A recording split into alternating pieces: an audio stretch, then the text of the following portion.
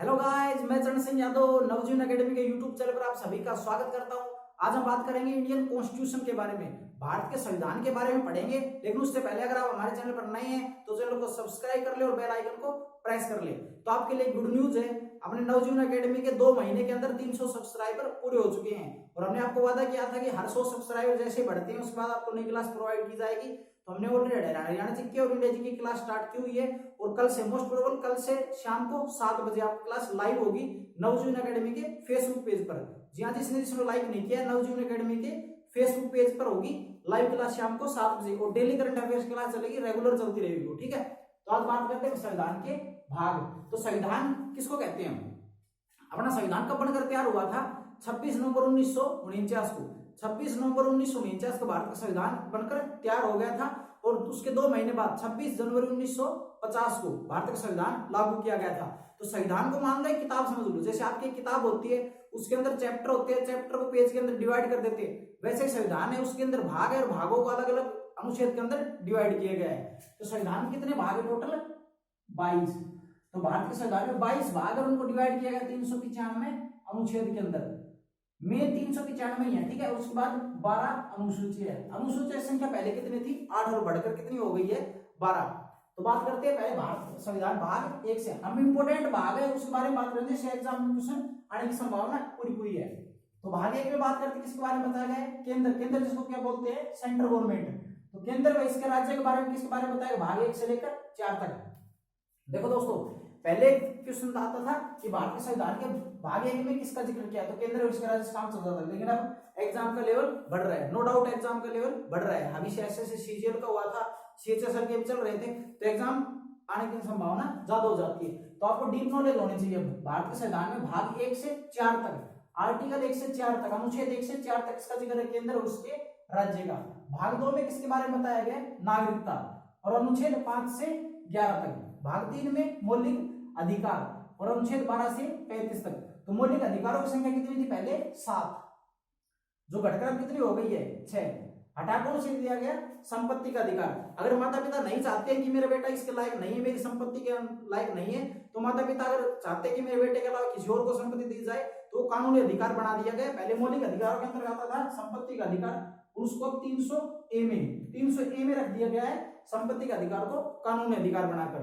ठीक है, तो पहले 7 का कितने हो गए? 6। उसके बाद बात करते हैं भाग 4 में राज्य के नीति निर्देशक तत्व कितने हैं? 36 से लेकर 51 तक। आर्टिकल पक्का याद रखना, आर्टिकल 36 से 51 तक। उसके बाद भाग 4A देखो 4 तो यहाँ पर हो गया था कि 4A मतलब ऐड किया गया। कब किया था? 42वें संविधान संशोधन के तहत 1976 में। 42वें संविधान संशोधन के तहत 1976 में भारत के आर्टिकल मौलिक कर्तव्य में किसको ऐड किया गया है? 4A में ऐड किया गया है मौलिक कर्तव्य 51A में। उसके बाद बात करते हैं भारत का संविधान 5। सबसे बड़ा किसको बोलते हैं? संविधान का सबसे बड़ा पार्ट किसको बोलते हैं? केंद्र, सेंट्रल गवर्नमेंट। सबसे ऊंचा कौन से है? Central government. तो सबसे बड़ा पार्ट है केंद्र के बारे में बात करें तो आर्टिकल 52 से लेकर 151। अब इसके अंदर आपको याद होना चाहिए 123, 124 और 148। तो भारत के संविधान में सबसे बड़ा पद कौन होता है? राष्ट्रपति का। तो भारत के संविधान में मुखिया कौन होता है? राष्ट्रपति। तो राष्ट्रपति का अध्यादेश शक्ति किस में अंदर आती है? 123 के अंदर। उसके बाद 124 में क्या आता है? सुप्रीम कोर्ट, भारत का उच्चतम न्यायालय। और उसके उच्चतम न्यायालय के मुख्य न्यायाधीश कौन है? मुख्य न्यायाधीश, वो आप हमें कमेंट बॉक्स में बताएंगे। भारत के सर्वोच्च न्यायालय के मुख्य न्यायाधीश कौन है और वो कौन से नंबर के हैं वो आप कमेंट बॉक्स में बताएंगे। तो 124 में आ गया सुप्रीम कोर्ट, 148 में कैग, जिसे क्या बोलते हैं? नियंत्रक महालेखा परीक्षक, इंग्लिश बोले तो controller editor general of India. कौन है? राजीव महर्षि अपने क्या है? कैग। आर्टिकल किसके अंदर आता है? 148 के अंदर। ध्यान रखिए आर्टिकल 148 के अंदर क्या आता है? कैग। 124 के अंदर सुप्रीम कोर्ट, 123 के अंदर राष्ट्रपति का आदेश शक्तियां। उसमें भाग 6 में क्या है? राज्य। जैसे केंद्र सरकार में मुखिया कौन होता है? राष्ट्रपति। वैसे राज्य सरकार में मुखिया कौन होगा? राज्यपाल। तो 123 में ये 3, ये 213। देखिए सेम वर्ड, ये 1 2 3, ये 2 3 1। 123 में राष्ट्रपति का दे सकते हैं, 213 में किसमें है? राज्यपाल के दे सकती है। और जैसे सेंट्रल लेवल पर सुप्रीम कोर्ट होता है, स्टेट लेवल पर क्या होता है? High court. तो 214 में किसका जिक्र किया गया है? हाई कोर्ट को। जैसे हमने हरियाणा और पंजाब का हाई कोर्ट कहां पर है? चंडीगढ़ है। ठीक है, उस बार बात करते हैं केंद्र शासित प्रदेश। भाग 8 में किसका जिक्र किया गया? केंद्र शासित प्रदेश। और आर्टिकल 239 से 242 तक। अब केंद्र शासित प्रदेशों की संख्या कितनी है? देखो 2 जून 2014 को नया राज्य बना था, कौन सा? तेलंगाना। आंध्र प्रदेश अलग कर गई। पहला राज्य भी वही बना था, पहला राज्य 1953 में फजल अली आयोग के आधार पर 1956 में बना था, कौन सा? आंध्र प्रदेश। और अभी नवीनतम राज्य तेलंगाना भी आंध्र प्रदेश अलग करके बनाया गया था 2 जून 2014 को। तो उस टाइम पर बात करते तो उस टाइम पर 29 राज्य और 7 केंद्र शासित प्रदेश होते थे। लेकिन अभी 31 अक्टूबर 2019 को हमने 2 केंद्र शासित नए बनाए गए। कौन से? धारा 370 हटाई गई थी। जम्मू कश्मीर जो राज्य था उसको जम्मू और लेह 2 अलग केंद्र शासित प्रदेश बनाए गए। कितने हो गए थे? 9। तो 28 राज्य, एक राज्य हट गया था नीचे, तो 28 राज्य और 9 केंद्र शासित प्रदेश हो गए। लेकिन अब आपको पता है 2 केंद्र शासित प्रदेश को मिलाकर एक बनाया, कौन से? दादरा और नगर हवेली और दमन व दीव को। तो प्रेजेंट के क्वेश्चन पूछे कितने राज्य हैं, तो अपने 28। और केंद्र शासित प्रदेश कितने हो गए? वापस से 8। पहले 9 हो गए थे, अब वापस से 8 हो गए। तो केंद्र शासित प्रदेश किसके अंदर आते हैं?